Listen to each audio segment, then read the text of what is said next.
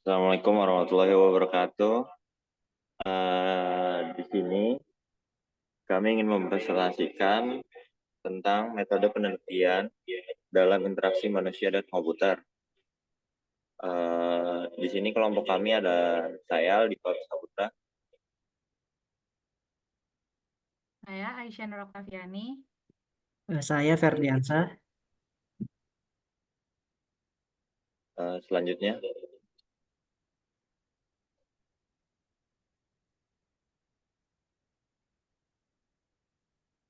pendahuluan interaksi manusia dan komputer atau human computer interaction adalah bidang ilmu yang mempelajari hubungan antara manusia dan komputer. Tujuan utama HCI adalah meningkatkan pengalaman pengguna melalui desain yang lebih baik dan lebih intuitif, yang akhirnya meningkatkan produktivitas dan kepuasan pengguna. Penelitian dengan metode observasi.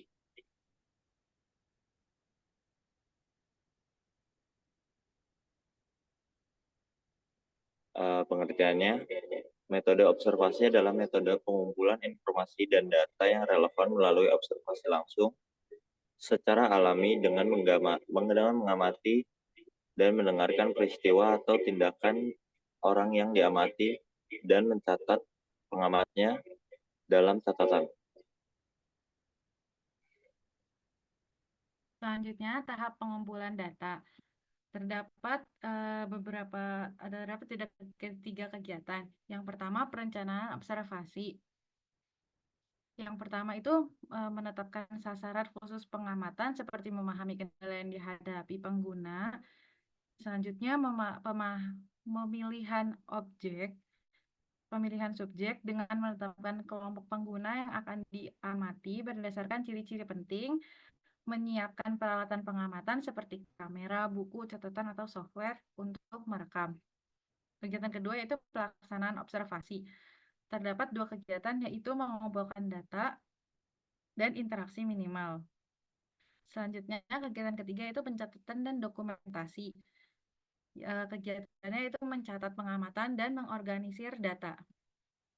Selanjutnya, analisis data observasi.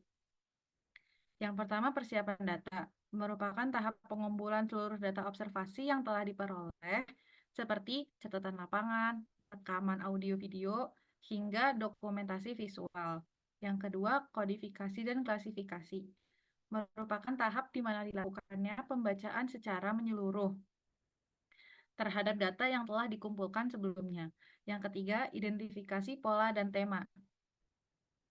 Pada tahap ini, fokusnya pada pencarian hubungan antar kategori yang telah dibentuk, mengidentifikasi pola yang muncul secara berulang pada data, serta menemukan tema. Yang terakhir, interpretasi data, yaitu pemaknaan pola yang telah diidentifikasi, melibatkan proses menghubungkan temuan dengan teori yang relevan. Lalu menjawab pertanyaan terkait penelitian berdasarkan hasil analisis.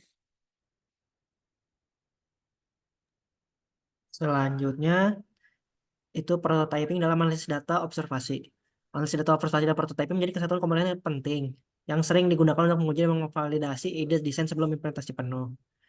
Jenis prototyping itu ada dua, yaitu evolutionary prototype. Evolutionary prototype adalah jenis prototype yang secara bertahap dikembangkan dan disempurnakan berdasarkan umpan balik dari pengguna hingga menjadi produk akhir. Karakteristik dari evolutionary prototype itu proses pengulangan semua tahap pengembangan dan incremental atau kebijakan yang mengalami perubahan sedikit demi sedikit. Prototipe ini terus-menerus diperbaiki dan ditingkatkan melalui beberapa iterasi berdasarkan umpan balik pengguna.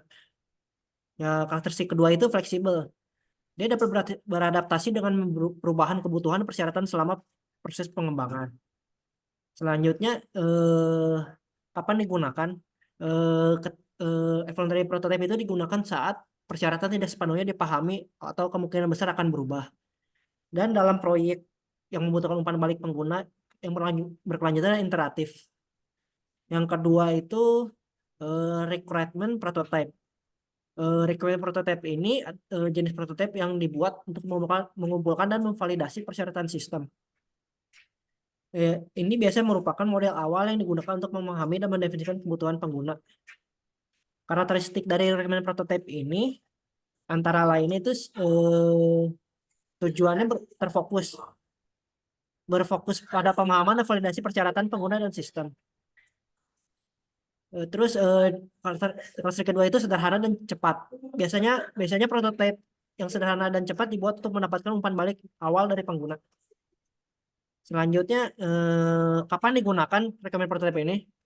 Pada tahap awal proyek untuk memahami dan mengumpulkan persyaratan pengguna. Yang kedua itu ketika persyaratan belum jelas atau masih dalam proses eksplorasi.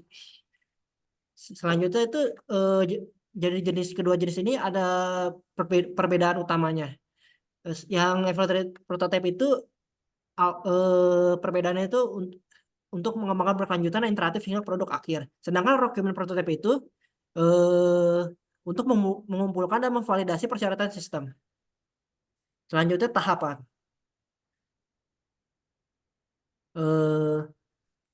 Ada 5 tahapan yaitu identifikasi kebutuhan, membuat prototipe, menguji prototipe, dan memperbaiki prototipe, mengembangkan versi produk.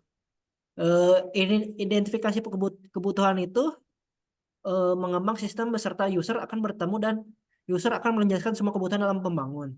Sedangkan membuat prototipe itu setelah user menjelaskan semua kebutuhan pembuat sistem, para pengembang akan membuat prototipe dari sistem yang diinginkan. Yang ketiga itu menguji prototipe. Pengembang akan melakukan pengujian dengan cara membiarkan user menggunakan prototipe agar dapat menemukan masalah dalam proses kerja sistem tersebut. Selanjutnya memperbaiki prototipe. Sesudah pengembang menemukan masalah dari feedback user, pengembang akan melakukan modifikasi sesuai dengan permasalahan dari user. Yang kelima itu pengembang versi produk. Pengembang merampung sistem sesuai dengan masukan terakhir dari user di mana untuk digunakan dalam lingkungan operasional yang sebenarnya.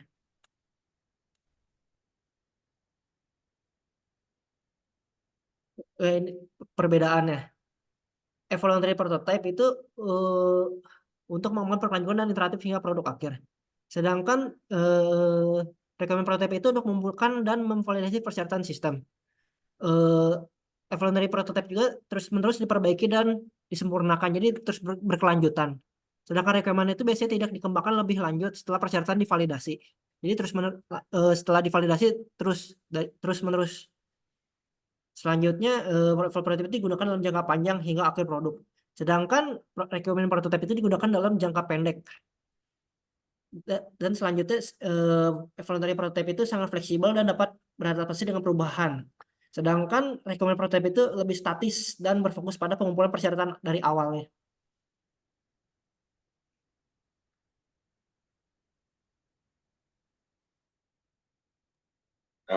Kesimpulannya, pembahasan kali ini mengkaji 2 metode utama dalam IMK, yaitu metode observasi dan pengujian prototipe dan percobaan pengguna.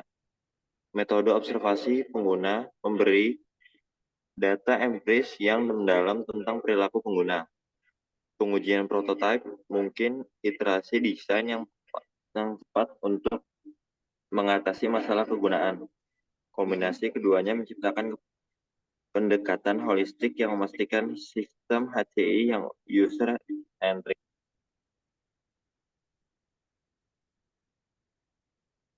Sekian dari kelompok kami. Wabillahi taufiq wal hidayah. Wassalamualaikum warahmatullahi wabarakatuh.